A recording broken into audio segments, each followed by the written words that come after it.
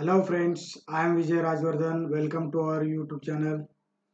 Today I will tell you bank reconciliation statement. So let's see. Bank reconciliation statement क्या है? ये FYGC state board के account के text book में दिया है, but this is useful for all commerce students. सभी commerce students के लिए ये फायदेमंद है। So let's learn. इसे जानना बहुत ही ज़रूरी है। So there are many reasons behind difference between cash book balance and passbook balance. Cash book is maintained by businessmen in bank column and passbook maintained by bank. तो cash book ये किसी individual businessman का होता है और passbook ये bank maintain करती है। Sometimes differences in cash book, sometime differences in passbook. तो कभी कभी बैंक की तरफ से पासबुक में डिफरेंसेस पाया जाता है और कभी कभी बिजनेसमैन के कैश बुक में ये डिफरेंसेस पाया जाता है। So there are many reasons. So there are many points which I will tell you today. तो आज कुछ पॉइंट्स देखेंगे क्या रीजंस होते हैं इसके, और उसमें प्लस और माइनस कैसे किया जाता है, बैंक क्या करेगी और बिजनेसमैन क्या करेगा। First is cheque deposited but not credited into bank. Check deposited by businessman. Check deposited किया है बिजनेसमैन ने but not credited into bank, पर बैंक में अभी तक पैसा जमा नहीं हुआ है। इसका ये मतलब हुआ cash book is bigger than passbook. तो कैश बुक में उसने एंट्री पास कर दी कि मैंने चेक डाल दिया है बैंक में, तो उसके कैश बुक में उसने लिख दिया और वो कैश बुक बड़ी दिखने लगी और पासबुक छोटा दिखने लगा। So we have to equal cash book and passbook. तो यहाँ पे हमें समान करना है दोनों भी, इसलिए कैश बुक हम घटाएंगे। इसका मतलब हम we deduct that amount from cash book and we add that amount in passbook. तो इस तरह कुछ ट्रांजेक्शन होगा। तो जब भी बैंक रिकंसिलिएशन स्टेटमेंट मतलब उसे मिलाओगे कैश बुक और पासबुक को, तो क्या करोगे, ये अगर ट्रांजेक्शन आया check deposited but not credited into bank, तो क्या करोगे, कैश बुक से माइनस कर दोगे जो बड़ा दिखने लगा था और पासबुक में वो अमाउंट ऐड कर दोगे। Then there will be equality between cash book and passbook balance. Okay, then next is cheque issued but not presented for payment. Cheque issued but not presented, cheque issued by businessman for payment purpose but still not presented in bank. Cheque issue कर दिया है तो businessman ने अपने cash book में entry pass कर दी, तो वहां से अमाउंट माइनस हो गई और पासबुक में अगर वो अमाउंट बड़ी दिख रही है अभी भी, वहां से पेमेंट नहीं गया है, तो क्या करेंगे, कैश बुक यहाँ पर कम दिखने लगा है तो यहाँ पर हम ऐड करेंगे वो अमाउंट, क्योंकि अभी भी पासबुक में वो एंट्री नहीं आई है और पासबुक से लेस कर देंगे। So we have to add in cash book and we have to deduct that passbook. Okay, then there will be cash book and passbook will be equal. तो cheque issue किया गया था businessman की तरफ से, इसलिए उसने माइनस किया था, इसलिए कम हो गया था कैश बुक, तो इसे हम प्लस करेंगे और पासबुक जो ज़्यादा दिख रहा था अभी भी उसे हम माइनस कर देंगे। Then third is bank charges debited in passbook. Bank charges which is charge by bank and that is debited in passbook. Bank charges on different types of services, अलग अलग टाइप की सर्विसेज के ऊपर bank charges लगाती है और वो bank ने चार्ज किया है बिजनेसमैन को, तो वहां से उसने डिडक्ट कर दिया amount, but businessman don't know about that, और बिजनेसमैन को मालूम नहीं है कितने बैंक चार्जेस लगे। तो फिलहाल कैश बुक अभी बड़ी दिख रही है, उसे हमें कम करना है, तो we deduct from cash book and add from passbook.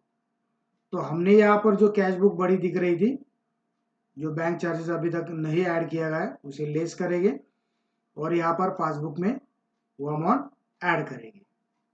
Is that okay? Next is interest credited in passbook. interest credited in passbook, interest on different types of amount, different types of investment which is earned by investors or businessmen, but he doesn't know what he has earned. उसने क्या कमाया है वो अभी तक नहीं जानता है, पर पासबुक में वो एंट्री दिख रही है, पासबुक में ऐड हो चुका है। तो बैंक का पासबुक बड़ा दिख रहा है और कैश बुक कम दिख रहा है, तो हम कैश बुक को ऐड करेंगे और पासबुक से लेस करेंगे। जो बड़ा दिख रहा है उसे कम करेंगे हम, जो कैश बुक हो या पासबुक हो, जो बुक बड़ा दिख रहा है उसे कम करना है और जो कम दिख रहा है उसे बड़ा करना है। बस ये दो बातें ध्यान में रखनी है। Okay friends, then next is fifth, payment by bank recorded in passbook. Bank ने पेमेंट किया है और पासबुक में इसका रिकॉर्ड दिख रहा है, मतलब पासबुक कम हुआ है और कैश बुक अभी भी बड़ा दिख रहा है। तो कैश बुक से माइनस करेंगे और पासबुक में ऐड कर देंगे, क्योंकि कैश बुक बड़ा दिख रहा था उसे लेस करना है, क्योंकि पासबुक में ही रिकॉर्ड हुआ है, कैश बुक में रिकॉर्ड नहीं हुआ था। Businessman he doesn't know what payment made by bank, bank ने क्या पेमेंट किया है ये उसे मालूम नहीं था। तो अभी माइनस करेंगे। Payment by customer in bank, payment by directly deposited by customer in bank. कुछ कस्टमर्स ऐसे होते हैं बिजनेसमैन के, बिजनेसमैन ने जो सेवाएं दी है या जो गुड्स बेचे तो उसका पेमेंट उसने डायरेक्ट बैंक में कर दिया। The bank detail which is provided by businessman to customers, customers को जो बैंक अकाउंट डिटेल जो प्रोवाइड की गई थी उस पर उसने जमा कर दिया। तो पेमेंट जमा कर दिया, पासबुक बड़ा दिख रहा है, कैश बुक छोटा दिख रहा है। तो कैश बुक छोटा अगर दिख रहा है तो उसे हम ऐड करेंगे और पासबुक से लेस करेंगे। मैंने पहले कहा है जो बड़ा बुक दिख रहा है उसे लेस करना है, छोटा करना है, और जो बुक बड़ा दिख रहा है उसे छोटा करना है, और जो छोटा दिख रहा है उसे बड़ा बुक करना है। ओके, मतलब ऐड और लेस करना है। Then seventh is bills receivable dishonoured recorded in passbook. Bills receivable which is submitted by businessman for clearing bills.